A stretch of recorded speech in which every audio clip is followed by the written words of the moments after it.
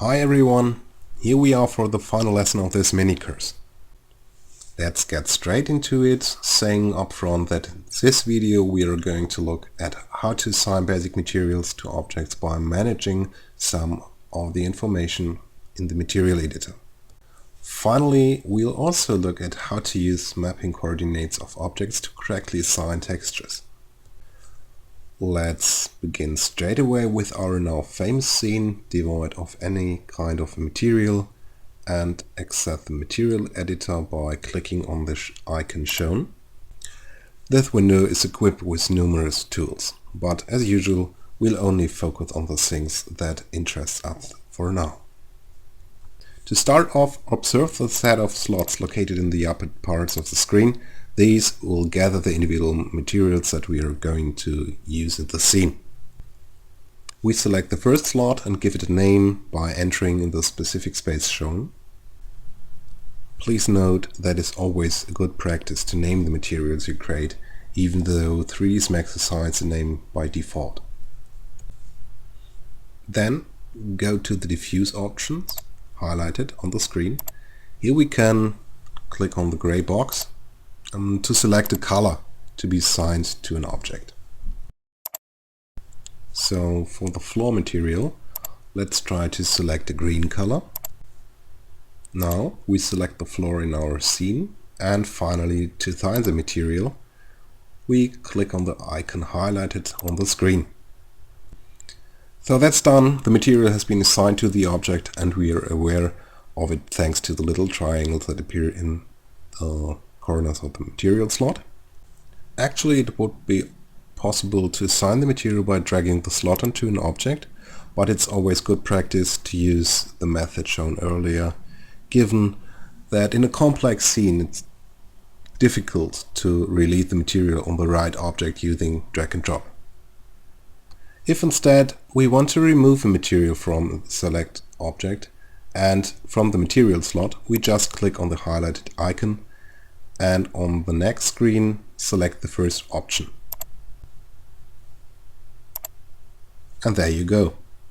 As you can see, the material has been deleted both in the scene and in the material editor, but the association of the object hasn't moved. Now let's bring everything back to normal. Now we'll create a second material for the wall using a texture.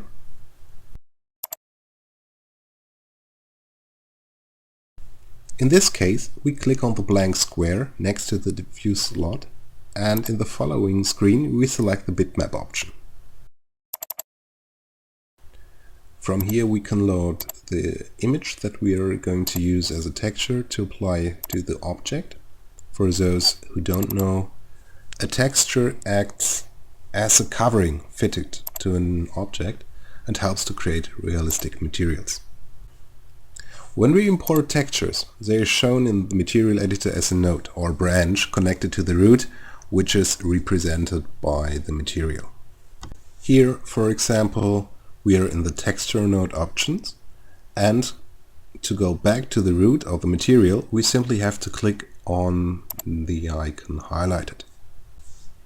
To return again to the texture node, just click again on the little square next to the diffuse slot, which is now occupied by an M, identifying that a map is present.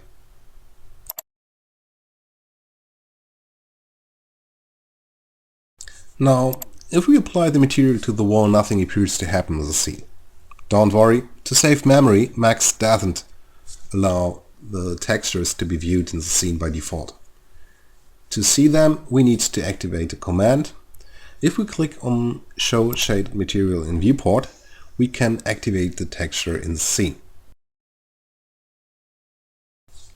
As I mentioned earlier, textures are maps that are made to fit onto the objects. When we assign a material with a texture to an object, by default 3ds Max fit the texture to the object according to the presenting mapping coordinates. However, to start off, we must say that the present coordinates do not always allow the texture to be viewed correctly. Those coordinates also force the texture to adapt to the object. every time the object is changed, therefore damaging the scale, or as we can see, for example, if we scale the object,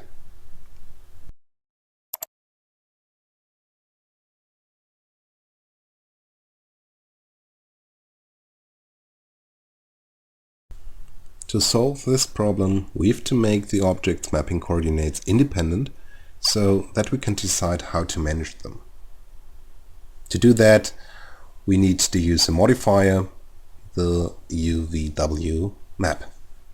A modifier is a tool that can be linked to an object that allows us to manage an aspect of an object itself rather than its standard parameters, as with a UVW map, for instance. There are many modifiers in 3ds Max which can be set through the Modify tab in the command panel in the drop-down selection menu shown in this scene.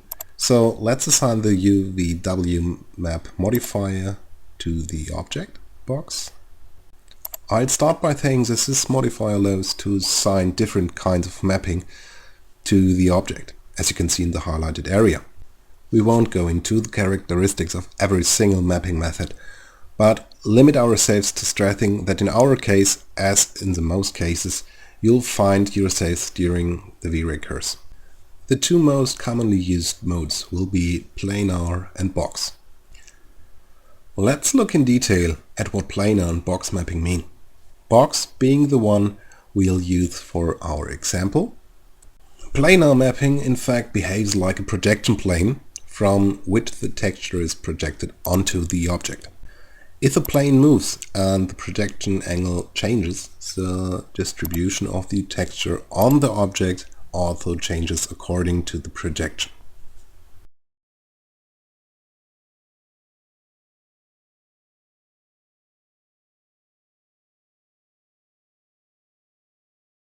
Box mapping, on the other hand, is nothing more than a three-dimensional variation of the planar.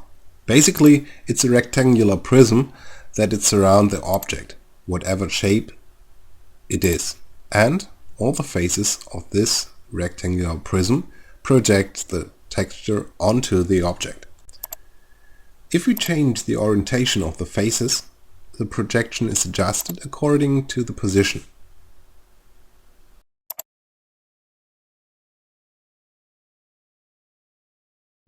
Good. So let's return to our example and use box mapping.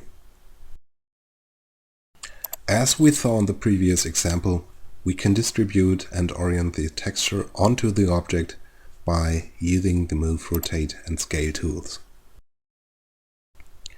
We can also do the same thing using some parameters. But if we use the Move, Rotate and Scale tools, we first have to click on the UVW map modifier positioned on the object.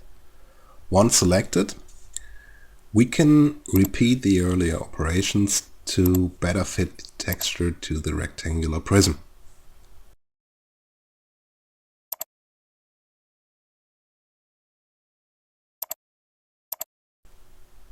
To finish off, let's look how to acquire the mapping coordinates already used for one object and duplicate them onto a second object. In fact, let's select the second object and assign a UVW map modifier to it. We then move down to its cascading menu and stop at the Acquire option. We then click on the first box and pause for a second on the dialog box that opens. The system asks us if we want to carry out a relative or absolute acquisition. Leave the relative selection active and click on OK to see what happens. So we assign the material to the object and see that the settings related to the size of the texture have been captured by the acquisition. But the distribution of the texture is still the default, with the tiles positioned vertically.